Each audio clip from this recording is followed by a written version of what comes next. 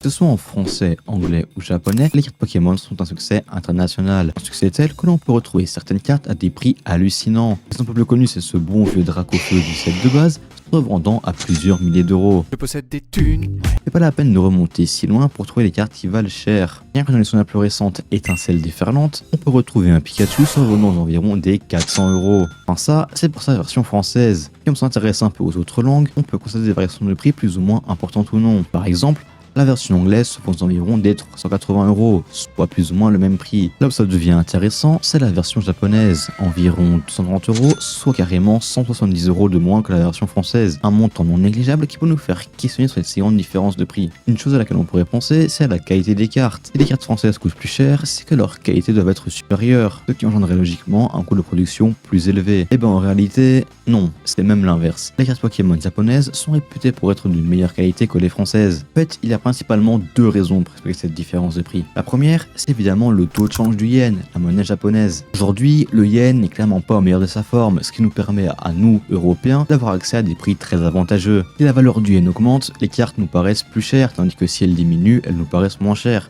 Aujourd'hui, avec un taux de 1 euro égal à plus ou moins 160 yens, on est plutôt bien. Si on devait comparer le prix de 100 cartes françaises contre 100 cartes japonaises vendues via des boosters au prix retail, on obtiendrait 50 euros pour les françaises contre seulement 22 euros pour les japonaises. On peut donc en conclure qu'aujourd'hui, l'achat neuf de cartes Pokémon japonaises coûte environ 56% moins cher. C'est juste énorme. Alors, c'est énorme, certes, mais c'est pas suffisant pour tout expliquer. Prenons par exemple ce Latios, qui est lui aussi issu de la série récente Étincelle déferlante. Il coûte à peu près 35 euros en français contre seulement 5 en japonais. Là on est plus sur du 56%, mais carrément 86% moins cher. La différence est juste énormissime. Et on en vient donc à la deuxième raison, qui est en fait la manière de consommer les cartes Pokémon au Japon. Lorsqu'une nouvelle série sort en France, elle est accompagnée de divers produits. On a bien évidemment le display, mais également plein d'autres produits comme des Pokébox, des Tripack et encore plein d'autres qui laissent énormément de liberté de choix aux consommateurs. Du côté du Japon, lorsqu'une nouvelle série sort, cette liberté disparaît totalement, car 90% du temps, uniquement le display est disponible. Autrement dit, lorsqu'un japonais veut acheter des cartes, sa seule solution est soit d'acheter quelques boosters en magasin, soit d'acheter directement un display en entier. Alors, d'accord, on peut se dire que c'est triste car ils ont beaucoup moins de choix que nous, mais avant de les plaindre et pour comprendre d'où vient réellement cette différence de prix, il faut s'intéresser plus en profondeur sur ce qu'est réellement un display japonais, car ils sont très différents des nôtres. Il existe plusieurs types de displays